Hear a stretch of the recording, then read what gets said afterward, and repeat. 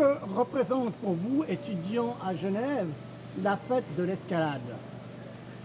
Qui commence? C'est...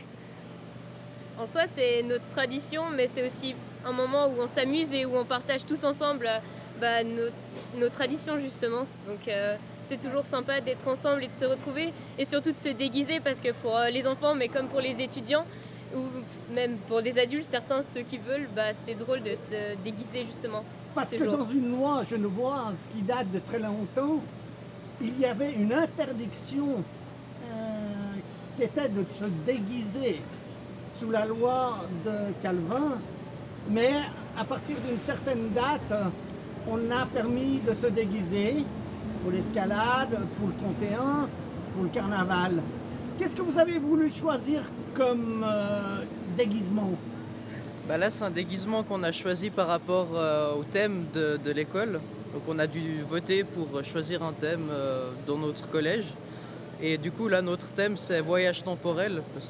Ça peut être n'importe quel thème finalement, mais après, il y en a qui décident plutôt de se déguiser de manière traditionnelle, en mère royaume ou J'ai à etc. côté de moi, en face de moi, une petite gitane avec un petit œil sur le front. C'est pas vrai ça? Si, c'est pour faire une voyante, justement, pour rappeler le thème de notre école, justement. Donc, pour Chaque faire, année, pour l'escalade, vous faites un thème? Oui, chaque année, on choisit un thème dans, je crois, n'importe quelle école ou cycle, collège. Enfin, c'est un thème qui est défini, et du coup, ça varie selon les écoles.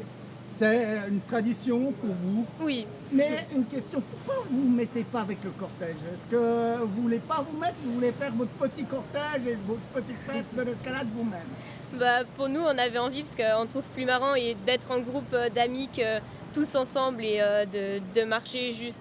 Enfin, de toute façon, les gens vont nous voir dans la rue, donc autant être entre amis. Voilà. Alors, le grand, là, avec son bouclier, son arme, qu'est-ce que vous représentez? Je prends mon costume médiéval parce que c'est fun et ça permet d'avoir des armes en mousse, et ça permet de m'amuser justement avec des gens ou des passants pour les défier en combat. Et puis voilà. Et si je fais pas le cortège, c'est aussi parce que je vais pas être particulièrement dans une foule avec beaucoup de gens bourrés. Donc voilà. Alors, ça sera ma dernière question. Tout ce week-end de cette fête historique que l'escalade 1602, vous allez aussi participer, mais en petit groupe, mais vous serez présents. On essaye toujours de faire quelque chose pour s'amuser, parce qu'il y a cette fête. Du coup, autant en profiter. Parce que, surtout, je pense, le mois de décembre, on a tous besoin. D'ailleurs, je pense que c'est pour ça qu'il y a le calendrier de l'Avent, qu'il y a Noël, qu'il y a le Nouvel An. Maintenant, je pense que la fin de l'année, il faut profiter, et du coup, on a cette fête-là, on en profite. Une question qui me revient à l'idée maintenant en tête. Vous savez ce qui se passe en France, dans les frontières, à nos frontières, il y a des étudiants qui manifestent. Assez violemment. Qu'est-ce que votre opinion, quel regard vous avez, vous, jeunes étudiants ici à Genève? Peut-être c'est une question difficile pour vous, mais juste en 2 mots, quel est votre regard sur ces choses qui se passent chez les étudiants? Manifester en tant que tel, je trouve ça bien, parce que il faut quand même se montrer quand on n'est pas d'accord ou quand on est d'accord, etc. Mais après, je pense que dans les manifestants, il y a ceux qui veulent manifester pour leurs opinions, et puis ceux qui sont là juste pour détruire et puis pour mettre la pagaille partout. Et je trouve que faudrait plus les différencier, ces personnes. Puis... Eh bien, c'est une parole de sage, et je vous souhaite une bonne fête de l'escalade. Amusez-vous bien, et puis bonne chance. Merci beaucoup.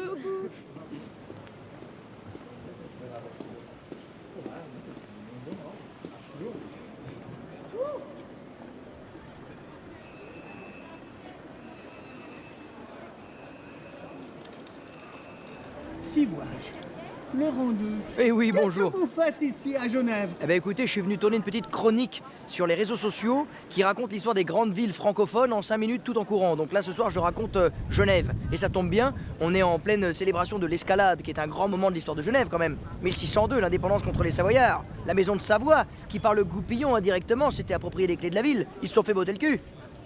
Vous Oui, connaissiez Genève? oui, un peu, oui. Comment vous trouvez? Magnifique. D'ailleurs, vous connaissez l'étymologie du mot Genève, d'où ça vient? Non? Ça vient d'un mot latin et celte qui était génu. Et génu, qu'est-ce que c'était? C'est la bouche, l'embouchure. C'est le positionnement du Rhône par rapport au lac Léman, voilà. Genève est née sur l'embouchure du Rhône. C'est quelque part les Bouches du Rhône, Genève. On est un peu à Marseille, à part au niveau du temps. Quoique là, ça souffle. Il y a le Mistral, le fun. Eh bien, Laurent, merci pour ces 2 mots sur la fête de l'escalade. Et allez regarder la tour du Mollard, là, avec la hallebarde et la clé, vous savez, le fameux piège, le cheval de Troie qui aurait été livré par les Savoyards, mais ils se sont pas laissés avoir. Et l'hymne genevois, qui est encore ce franco-provençal qui a disparu partout, sauf dans l'hymne genevois, qui raconte cette fameuse escalade. Eh oui. C'est Queleno. Exactement. C'est Queleno. Queleno. Oh, bah je le dis, je chante beaucoup moins bien. Allez, merci Laurent, vous êtes gentil, merci. Au revoir. Là, on est devant une pièce, c'est-à-dire le mousquet. Expliquez-nous en 2 mots, qu'est-ce que c'est qu'un mousquet? Alors, l'arquebuse, qui est celle-ci une reproduction de ce qui se faisait encore à l'époque, est un fusil à mèche. En fait, en 1602, c'est la fin des mousquets à mèche et c'est la pierre qui arrive pour donner une étincelle dans le bassinet. Donc, dans le bassinet, on met de la poudre qui va, par un petit conduit, une lumière, aller mettre le feu à la poudre qui, elle, est introduite par l'avant du tube, du canon, serré avec de la bourre. Et si on tirait réellement, on mettrait encore une balle. 16 mm de diamètre, donc c'est du gros calibre. Voilà. Une fois que c'est prêt, on met la mèche sur le serpentin, là. Voilà. Donc on ouvre et en actionnant le serpentin, on vient mettre le feu à la poudre. C'est-à-dire que vous venez percuter et... Alors on ne vient pas percuter, on vient enflammer la poudre qui est là, et la poudre brûlant vient directement faire exploser la poudre qui est au fond du canon qu'on a mise depuis l'avant. Et voilà, donc si ça veut bien, ça part. C'est ce qui explique qu'en cas de mauvais temps comme on a eu l'année passée, on ne peut pas tirer parce que la poudre est mouillée ici dans le bassinet par exemple, ou déjà à l'avance dans les réserves de poudre qu'on a dans cette pièce qu'on a là, cette arme, elle date, elle, de l'escalade ou c'est une réplique? Non, c'est des répliques qu'on a achetées il y a 40 ans maintenant, et qui ont bien travaillé, sont peut-être pas faites pour autant d'usage que ce que nous on en avons fait, mais on les soigne tant bien que mal. On en a 28, on a normalement 28 tireurs pendant les festivités de l'escalade. Et cet après-midi, c'est-à-dire en début de soirée, sous le coup de 18h, Oui. sur la tour nord, à côté du beffroi, Ouais. vous allez tirer combien de coups de salve? Alors chaque tireur va tirer 2 coups. Donc il faut le temps de recharger, donc ça prend quand même 2 minutes, voire 3 minutes, et puis le deuxième Et coup part. ça veut dire c'est l'ouverture de la fête historique. Alors absolument, dite c'est l'escalade. C'est le coup de départ, 18h, et puis le cortège de La pose des couronnes, voilà. Jean Canal. C'est départ à 18h20, très exactement, en direction de Jean Canal, voilà, la coraterie, voilà. et on termine par le temple Voilà. de Saint-Gervais. Et au passage, bien sûr, on prend l'hôtel de ville, nos autorités et tous ceux qui veulent bien nous suivre. Eh bien, expliquez-moi en 2 mots, qu'est-ce que vous avez ici sur le corps? Alors, ça s'appelle une courroie de charge qui a 12 apôtres. Donc, ce sont des petits récipients qui contiennent une dose de poudre qu'on utilise pour charger notre arme. Et on a le pulvérin qui sert à mettre la poudre d'amorce et qui contient aussi de la poudre. Là, elle n'est pas chargée, Non, elle n'est pas chargée. mais d'autres sont chargés puisqu'ils vont tirer. Oui, les tireurs de ce soir à la tour nord de la cathédrale ont des courroies de charge qui sont chargées avec de la poudre. Effectivement. Qu'est-ce que c'est comme poudre? C'est de la poudre noire. La poudre noire. Et puis, est-ce que vous connaissez le falco? Oui, c'est notre canon. Qu'est-ce que c'est que le falco? C'est le canon d'une réplique de l'époque 1602, qui est un canon qui tire, qui a été fondu à la fonderie Pierre de Coubertin et qui tire effectivement à la poudre noire également, mais avec des doses beaucoup plus importantes.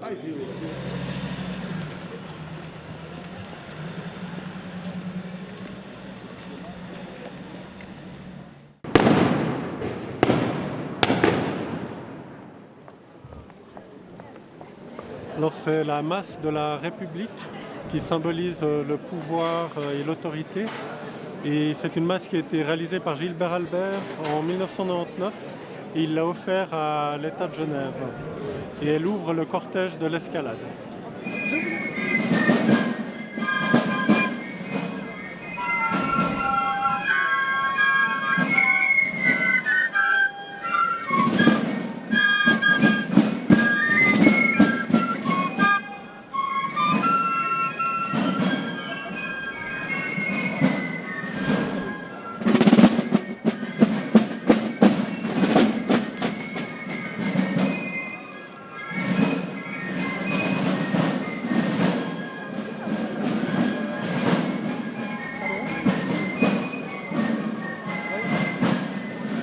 Mesdames et messieurs, les membres et les représentants des corps constitués de la République et de la ville, on vous a tiré de vos activités par une salle d'arquebus tirée du haut de Saint-Pierre.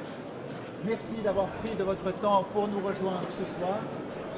La compagnie 1602 est très honorée de l'intérêt que vous portez à nos activités. Elle est très honorée de vous ouvrir son rang pour vous associer à ce cortège que nous faisons ce soir à la mémoire des 18 victimes d'escalade.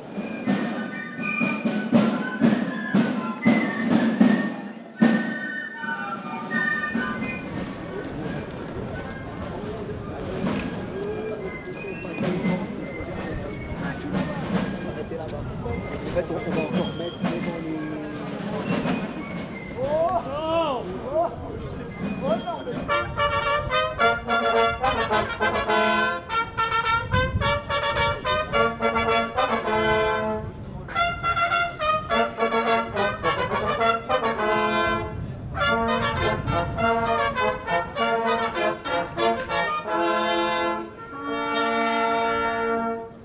Monsieur le Président du Conseil d'État, accompagné par nos tambours.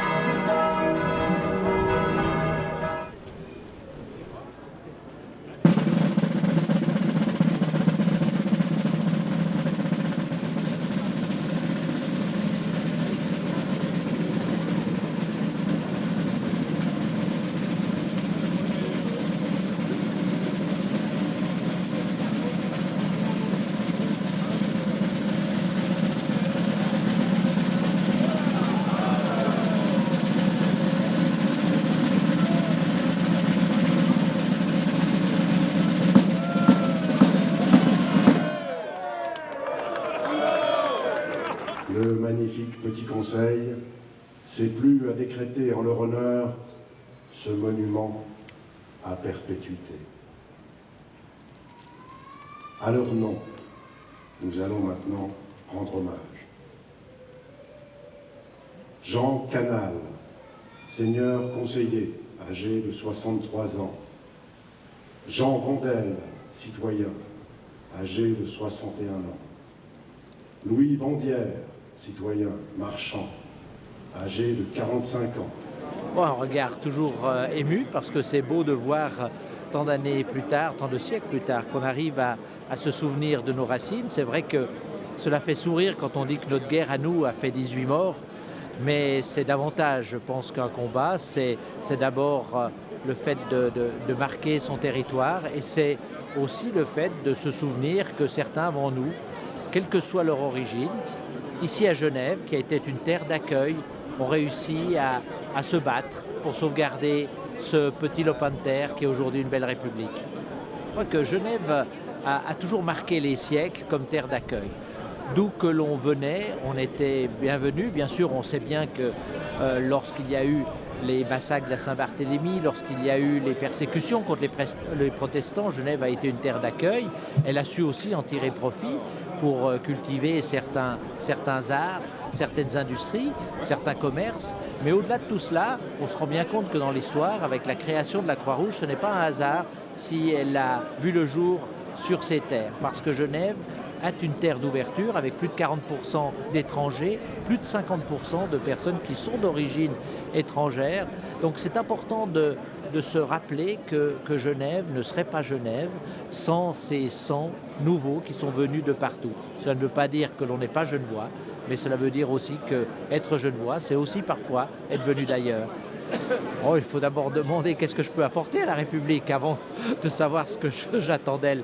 Je crois qu'aujourd'hui, ce que nous attendons de Genève, c'est de savoir rester ouverte au monde, mais il faut savoir aussi qu'il y a des craintes de nos populations. Il faut savoir aussi apporter une certaine confiance, une certaine protection à celles et ceux qui viennent ici, tout en sachant rester malgré tout ouvert au reste du monde. Eh bien,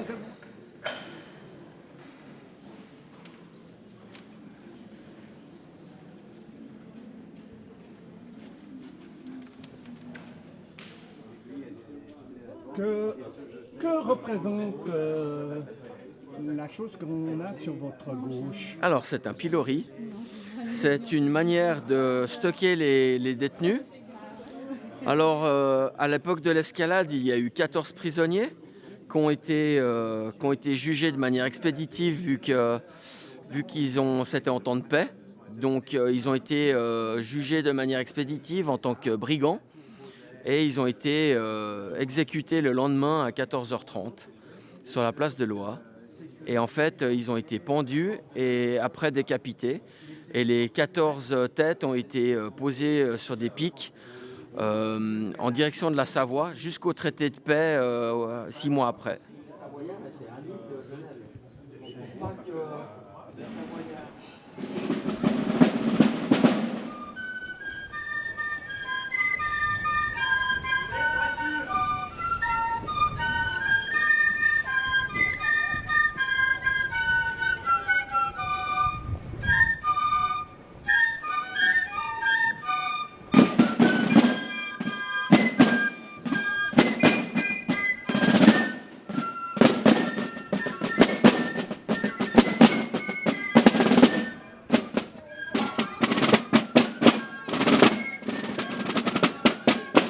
Écoutez, c'est un émerveillement d'année en année, à savoir que ça fait bientôt 40 ans qu'on tire avec nos vieilles armes et que ça fait pratiquement 25 ans que je suis commandant des arquebusiers. D'autre part, on est très impliqués puisque mon épouse est la mère royaume depuis aussi très longtemps. Voilà. Est-ce que vous faites des déplacements à l'étranger? Ça vous est arrivé? Oui, ça arrive. Si Genève est hôte d'honneur quelque part, ça peut être à Lyon par exemple, à Zurich. Quel est votre souvenir qui vous a marqué? Un magnifique, c'est Lyon à la Pardieu. Où on a tiré et sous la Pardieu, et toutes les alarmes sont parties. C'était extraordinaire. Mais combien de temps? Ça doit faire au moins 30 ans. Et vous vous êtes fait taper un peu sur les mains? Non, on est parti en quart très très vite. Ouais, c'était des souvenirs magnifiques. Ouais. Mais il y en a beaucoup d'autres, bien sûr.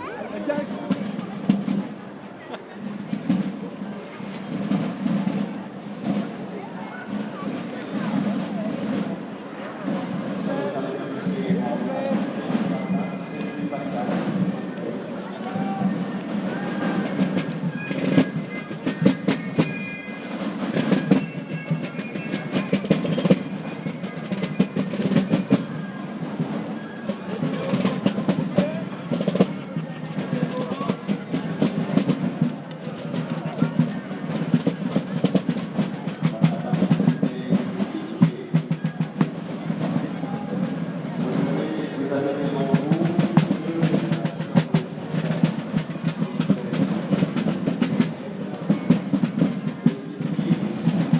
formation d'infanterie lourde, masquée, cuirassée, héritée des champs de bataille du XVe et du XVIe siècle.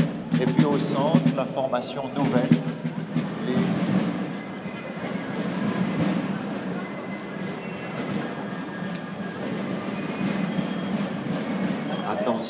Attention à vos oreilles.